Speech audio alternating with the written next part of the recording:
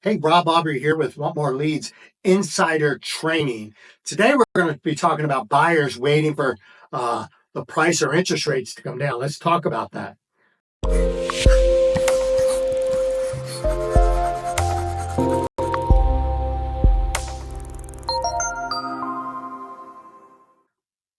So here you have buyers. I mean, we've all heard it. I'm waiting for rates to come down, and or I'm waiting for prices to come down. But let's talk about prices. We can get rid of that right away.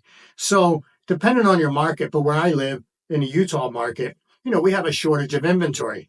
And in order for prices to come down, we're going to need more sellers than buyers.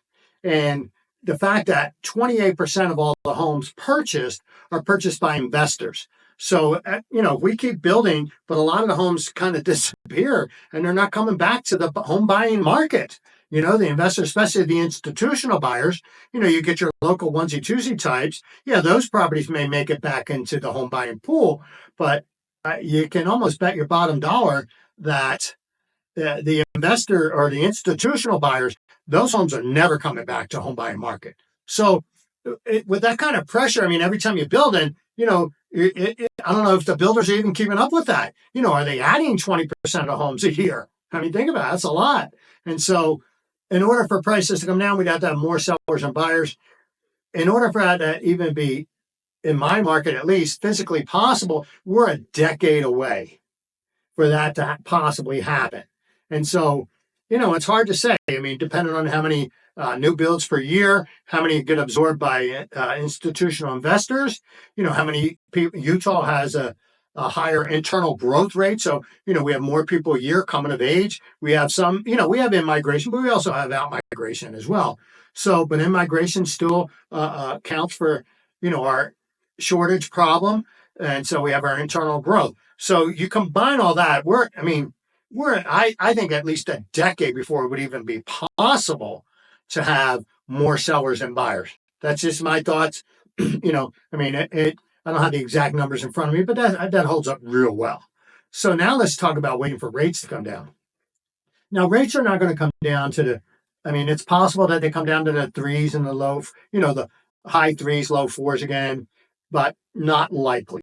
So rates, I think if we get rates, low sixes, high fives, I think the market would first of all, it would freak out. We already have a shortage of inventory. So if rates were to come down, you're going to see a tsunami of buyers rushing into a market. So we already have a shortage. Now you're going to have a giant increase in demand of a already strained inventory. So that's just going to drive prices up. So anything you may have gained trying to save money by the rates going down is going to be lost by pricing. So the home prices. So the smart money says buy now, refi later. Now, when is that going to be? I don't know, year or two. Some people say this year. Some people say next year.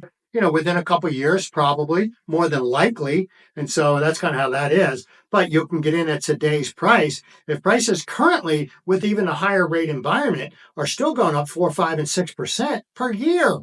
So imagine if we had a drop in rates, that's going to spike. We're going to, possibly see a double digit again in some spots, not the whole thing. It's going to be certain price ranges in certain areas and whatnot. You may see a double digit. It's very possible. And so that's, the benefit of buying now versus waiting for rates to come down. So now you as an agent, what do? So you've got to get these people out looking at homes. That's the key to the whole thing. You've got to get them out looking. So, and you've got to explain this message to them. You've got to explain that if rates do come down, they're actually going to lose money if rates go down because, let's face it, prices are going to spike.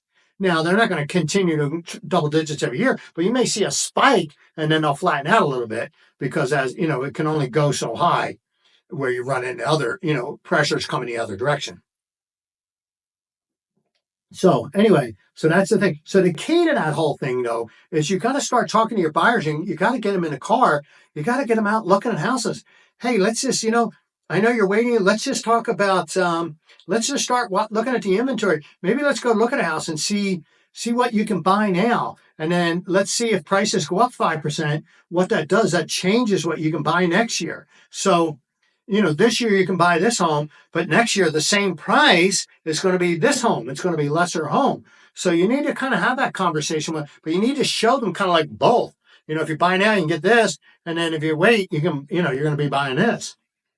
So, but the key is, it's just like car dealers. If you go to a car dealer, their ultimate goal is to get you driving that new car. They want you behind that wheel. They want you smelling it, feeling it.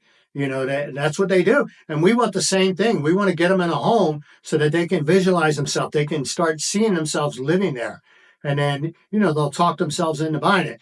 And you and I both know it's in their best interest to do that. Because if they want to buy a home, waiting is not a good idea.